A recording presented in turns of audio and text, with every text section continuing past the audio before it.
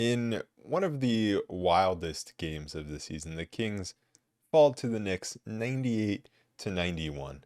Now, I'm not really sure if a basketball game occurred or if we were watching wrestling or what. Like, I'm not really sure what occurred in this game, but apparently the Kings get a loss for whatever occurred. And it's these types of games that really annoy me. Games where it's either things that are kind of out of the Kings' control or just luck-based things that are the reason the Kings lost. And so an example of a luck-based thing is, they just happen to be missing shots, and then it's like, what are you going to do? You can't really, analyze too much about missing open shots. But that's more annoying when it comes to what to talk about, how to analyze the game. But what's really annoying and can make me mad is when it's things that are out of their control that are not necessarily the reason they lost, but maybe are the reason that they didn't have total control over whether they won. And what I mean by that is this game was just officiated so much differently than every other game in the NBA this season. And every year coming into the season, the NBA, they have these points of emphasis, right? They say it's you can't carry the ball anymore. We're going to be calling that. We're going to be calling illegal screens, going to be calling, or not calling you snatching your head back on drives. And we all know that they start calling these things for a month or two, and then they just completely ignore the points of emphasis for the rest of the season. And now, this isn't that, but it feels sort of similar where around the NBA, it's kind of been noted recently that the officials have been allowing a lot more contact. And now, Adam Silver and the NBA have said they have not told the referees to start doing this.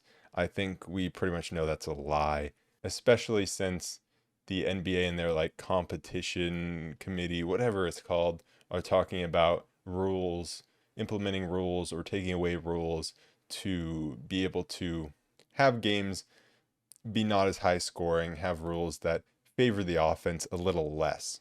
And so it seems pretty clear that it's a lie from the NBA that they definitely told the refs to start allowing more contact. And that's fine. I'm all for having more contact in a game, but there's a difference between allowing more contact and just not calling those 50-50s where two players are meeting at a spot, but you always favor the offensive player. Because what also tends to happen with those points of emphasis at the start of the season is they go way too far one way. And it seems like that's what this was. The referees going way too far one way, just looking straight at fouls, clear fouls on both ends, where it's not just about allowing guys to be more physical, it's straight up guys tackling each other. I mean, from the very start, you had Keegan getting totally hit by Brunson on the drive, and it probably should have been a foul, but it's like, okay, they're allowing more contact. But then a few possessions after that, maybe the possession after that, you have Isaiah Hartenstein grabbing and tackling Sabonis to the ground and having both of them having their hands on the ball. So not only did they not call a foul for a straight up tackle, they also didn't call a jump ball and just let them wrestle on the ground for a good 3 seconds. And I mean, that's just not okay. Mike Brown has talked about wanting the Kings to be a more physical team and learn how to be physical without fouling. But I don't really think this is what he was envisioning when he said that. And no doubt, both teams in this game are not happy about how that game was officiated. But in saying that, the officiating probably did favor the Knicks. Not in terms of what was being called on both ends, but in terms of a more physical game probably lends itself to the Knicks' style of play more. They've not allowed an opponent to score over 100 points in quite a while now. The Kings shot 27% from three, 35% from the field, and somehow we're still in this game near the end. And had the lead in the fourth quarter and had a good shot to win this game. Me talking about the officiating, that's obviously not the only reason they lost. They still could have won this game if they made shots or if they executed better down the stretch. There's no doubt about that. But I just think with the way that the game was officiated, you're kind of taking players out of what they've been trying to do all season and forcing them to figure out different ways of playing the entire game. Like they've built for 65 games up to this point. This is the 66th game for the Kings. And so they've had 65 games of the Kings trying to figure out the best ways to defend and the best ways to attack the opposing defense. And on any given night, the game will be called slightly differently, but this was just a whole different sport, like a whole different league of basketball in the officiating rules. So that's why I'm not really mad at this loss. I mean, the Knicks, for one, are a really solid team. And also, the Kings have been playing pretty well in March. They still have a winning record so far in this road trip, or homestand, I mean, sorry. And so I think the Kings did actually pretty well in trying to adapt to the physicality and the way the game was being officiated. And then they just weren't able to knock down very open shots. You have Harrison Barnes going 2 for 7 from 3, Keegan Murray 1 for 7, Fox 2 for 7, Huerter 0 for 2, Monk 3 for 9, Davion was 0 for 2. So none of those guys shot well from deep, and the Kings did get open looks. And the point where the Kings really lost this game was at the start of the fourth quarter when they had a small lead and Jalen Brunson was on the bench. And I think the Kings forced 4 Knick turnovers in the first 3 minutes of the fourth quarter. And so that's great, but they weren't able to capitalize off them. I think they maybe scored off one of them and made some free throws, but then a little after that, Sabonis missed 2 free throws, and there were just a lot of missed opportunities offensively. It felt like we fell into a little bit of isolation with Fox and Monk, each kind of taking turns. Like they both took 2 off the dribble threes without any motion, and then they both just started driving to the rim. And so I guess the question then is, was that just because they didn't make smart plays? Or was that because they didn't have faith in the way other guys were shooting the basketball? Or was that because of the way the game was being officiated? They felt like they had to do it themselves and they were maybe a little mad, right? I think the perfect play to encapsulate the officiating in this game, and it sucks that it is the primary talking point, but it was wild. And it really is the only talking point because I think this might have been the worst officiated game I've seen in my life. And that's obviously saying a lot with some of the officiating problems the NBA has had. But just in terms of a full 48-minute game, this was probably the worst. And the one that really pissed me off was where Malik Monk, they even showed it on the broadcast. They showed the 2 replays right after each other. So I'm sure everyone knows. Malik Monk going for a loose ball, doesn't get there first. That's what the ref says. And you can clearly see him say that because Malik was talking with him. Malik was like, "Oh, I didn't get there first." He's like, "Okay, that's why I got called for the foul," right? So Malik didn't get there first and went into his body, whoever it was, and gets called for the loose ball foul. And then on the other end, the exact opposite happens, but they call a jump ball as if they don't know who it went out of bounds on, even though Josh Hart just ran over Malik Monk. The exact same thing that happened on the other end. And so just the way, like, even on the broadcast, they caught Malik Monk talking to the official and the official telling Malik what he needed to do to not be called for that foul, only for them to immediately go back on what they said just minutes earlier and call it completely differently. And that's where it just was random. It felt like they were trying to meet a quota of fouls where it's like we need to have exactly this many fouls in the game, so we just have to space them apart, and it was just completely random.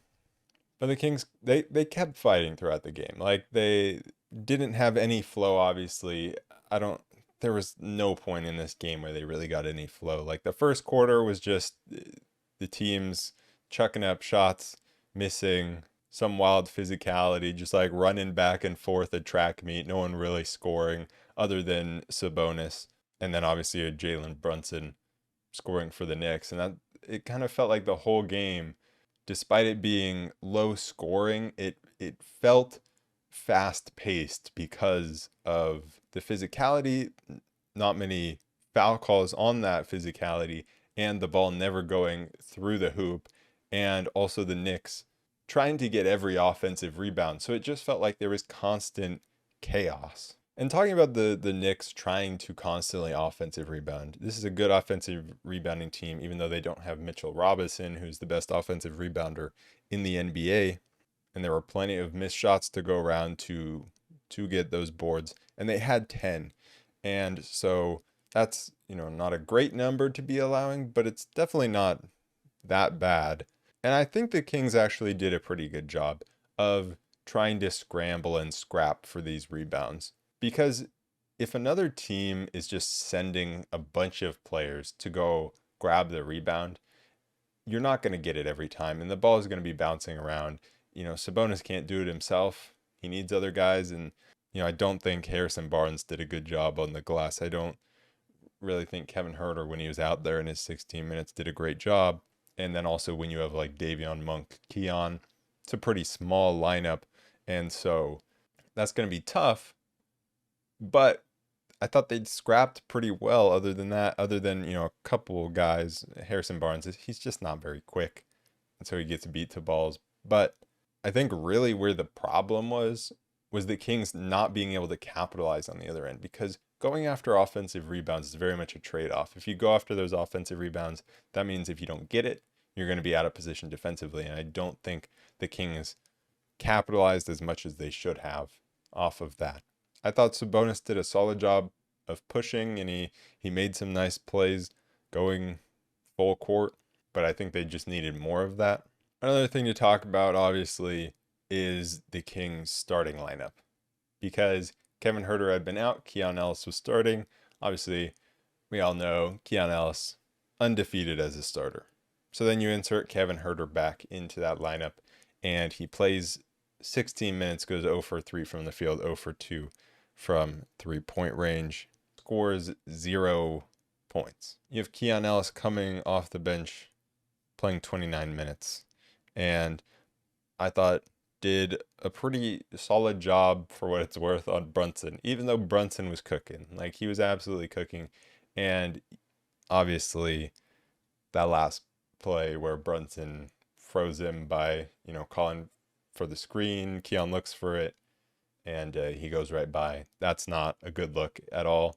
That's very much the type of play that a young player makes, like Keon Ellis, and he needs more experience. And so I think that's just a learning moment for him. But Mike Brown talked about in an interview, he's talked about it actually in many interviews, because he's been asked a lot about would he insert Keon Ellis into the starting lineup. And his answer is always like, I can always have Keon and Davion coming off the bench and playing minutes and finishing the game if need be. And I just don't agree with that. I definitely agree that, obviously you can have a guy come off the bench and play a lot of minutes and play a lot of meaningful minutes down the stretch. And that matters more than who's starting the game. And you can see that in having Malik Monk come off the bench. And I think that makes sense. But the reason having Malik Monk come off the bench makes sense is because you have De'Aaron Fox and Domantas Sabonis in the starting lineup, along with other offensive players that can set the tone offensively. And then when you need that jump start off the bench, you go to Malik Monk. And when, Fox needs a rest, you go to Malik Monk. But that's not the same situation with the Keon Ellis, Kevin Huerter debate, because you're not bringing Keon Ellis in to replace someone who also is a good defender, but you just, you need another one. That's not the case at all. I think setting the tone from the start defensively is extremely important. And so with Malik coming off the bench, you already have offense in the starting unit. But with Keon coming off the bench, you don't have that same defense in the starting unit, and you're not getting enough offensively from Kevin Huerter consistently enough throughout the entire season to justify that. Like, this isn't just, oh, Kevin Huerter's slumping right now. It's the entire season that Kevin Huerter has been not what he was last season offensively. Sure, he's had small stretches where he's been really good, and in those stretches the Kings are unstoppable offensively. But I think when you insert a guy like Keon Ellis into the starting lineup, that raises the team's floor And I think that's what the team needs more than a guy who raises the team ceiling. Because yes, Kevin Huerter raises the ceiling, but I don't think we reach that peak potential often enough to justify it. And I also don't think the ceiling differential between Keon Ellis and Kevin Huerter is really all that different. And so would Jalen Brunson have gone for 42 if Keon Ellis started? Maybe. He totally could have. And it's so, it's not just about this one game by any means. It's Kevin Huerter's first game back from missing a few games. Like, it's not just about this game. It's about what we've been seeing all season long. And I think it also makes it easier when you have Keon in the starting lineup to match him with a guy like Jalen Brunson. So you can just match their minutes for a lot of the game. Like, I don't think Kevin Huerter was bad defensively by any means, but that's not really the point, because Kevin Huerter not being bad defensively, that doesn't mean that he was making the same impact that Keon Ellis can defensively. And this has been something that's been debated since the very start of the season. And it doesn't have that much to do with whether Kevin Huerter is a good player or not. It has to do with the skill set that he possesses. And right now, he isn't playing well. And I do think he can play better and will play better than he is right now. And if the Kings had a more defensive player in Harrison Barnes' spot, then sure, you can start Kevin Huerter, but that's not the reality of the situation. And also, the Kings don't have someone that they can plug in for Harrison Barnes defensively. And so the only option in my mind is Keon Ellis for Kevin Huerter. The Kings said that Trey Lyles, I think, sprained his MCL, if I have that right, and will be reevaluated in 2 weeks. And so that's a big miss for the Kings bench. And looking at the bench scoring, you have Malik Monk with 18 points in 28 minutes, and you have Keon Ellis with 5 points in 29 minutes. Nobody else scored off the bench. Kessler Edwards in his, cameo had 0 points. Same with Chris Duarte in his little cameo. They didn't really play. And Alex Len and Davion both didn't score. And so when you combine that with the fact that Kevin Huerter, Keegan Murray, and Harrison Barnes are all having poor shooting games, as well as De'Aaron Fox. De'Aaron got 20 points, 8 of those from the free throw line. He shot 5 for 19. And obviously some of that had to do with the physicality, but like I said earlier, the Kings got open looks and they just didn't hit him. And so it would be really nice to have a Trey Lyles or a Sasha Vezenkov right now who can come in and provide a spark offensively off the bench when other guys are struggling. I guess I'll talk a little bit about the end of the game, the very end of the game, when the Knicks had a lead, but the Kings had chances down the stretch and they couldn't convert offensively. They got some stops, but then Fox missed a jumper. I think he missed he missed one jumper, and then Brunson came down, got an and one. Domas threw the ball away. That was a really bad turnover. And then you had Domas in the post get absolutely hacked and called for a double dribble, which it's like, what are you going to do? That's just on the refs there. And that turnover, I don't know if it was after that one that Brunson hit the three, but it's pretty much over after that. The Kings they couldn't get any offense. 17 points in that fourth quarter. They never got over 26 points in a quarter. They got 26 in both the second and the third. I think Sabonis scored like 13 of the 22 points in the first quarter. He was dominating, especially when Precious Achiuwa was out there. Without Mitchell Robinson, they have Achiuwa at the 5, and Domas just was eating him alive.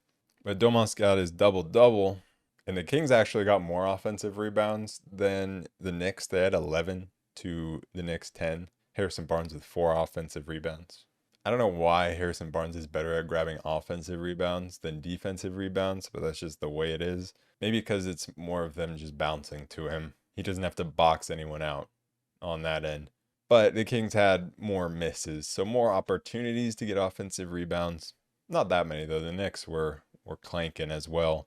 But I think the number of 2 assists for Sabonis was a bit rough and more telling about what was going on with the Kings shooting than anything else. Fox hit his first 3, and I was like, ooh, I think we're in for a good Fox shooting game. And that obviously uh, didn't happen. He did a good job of being aggressive though. Like he was drawing fouls. He got to the free throw line 10 times.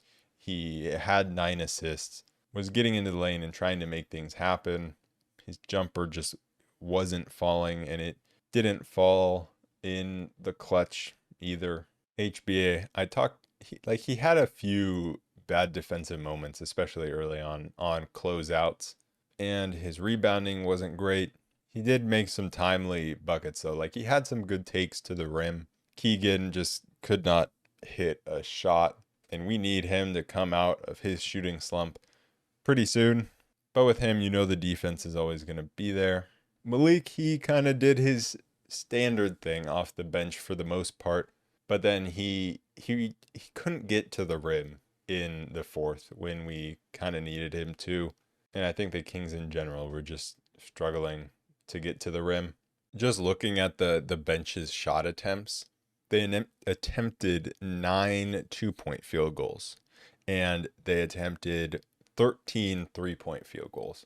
And so without some of our more offensive guys off the bench, it was just a struggle. And I think really just the difference was Jalen Brunson knocking down tough shots and making tough plays. The difference is 17 for 28 from the field for Brunson and 5 for 19 from the field for Fox. A couple other things. Keegan drew a charge. I think he's getting better at it. Early on in his career, he tried to draw a lot of charges and he failed a lot. Not really that he would even get block calls, but that he would just stand there and then the guy would just go right around him. Like that's how bad his timing was on them. Was the other team could see them coming from a mile away. I think he's getting better at them. So he drew another charge after, was it last game? He drew 2 charges, I think. And that's something the Kings definitely need to do because they don't have a shot blocking presence. I mean, Alex Len can be a shot blocking presence for sure, but you only have him out there 9-10 minutes a game. And I thought he was solid in this one, despite not scoring, but defensively around the rim. We also had Keon Ellis draw, I think it was Keon, yeah, draw a offensive foul against Brunson because Brunson tried to just totally clear him out. And also that was fun because Keon gets cleared out, but then jumps straight up in the air and just blocks Brunson. So it was kind of adding insult to injury. That was a fun play. It's always fun when the guy that's just been killing you all game finally gets called for an offensive foul on the thing that he does to create space. That just applies to anyone in the league. So the Kings are now 3-2 on this homestand. And I said before this homestand started, we need to go 4-2, right? That's the goal, at least 4-2. And so we're well on our way to going 4-2 still with this loss, which is why I'm not too mad about it. Obviously, every game matters, but I think you're not going to win every game down the stretch of the season. So you just have to look at it in chunks, in my opinion. And so this next game is against Memphis at home, the last one of the homestand. And so this is the one that the Kings they have to get it. This is the type of game that they haven't been able to get all season long, and they just have to get it. I don't think the Grizzlies will be quite as shorthanded as they were last time we saw them, but they put up a fight last time, and that was not fun. And I'm sure they'll put up just as much of a fight in this one because the Kings just cannot beat these teams, or at least beat them convincingly if they do beat them. And just the amount of times I've been like, this is the game where you can turn it around, handle business when you need to handle business. And they just keep pulling out wins, against good teams and giving themselves opportunity after opportunity to, stay in a good position in the West. And so right here, right now, come on, just get this win. Today was just a sucky basketball day. Kings lose. Both UC Davis teams lose in the Big West Championship games, the men's and the women's. 0 for 3 on basketball games. It just, it was not a fun day of watching basketball. So with that being said, I will see you guys next time to recap that game against Memphis. Peace.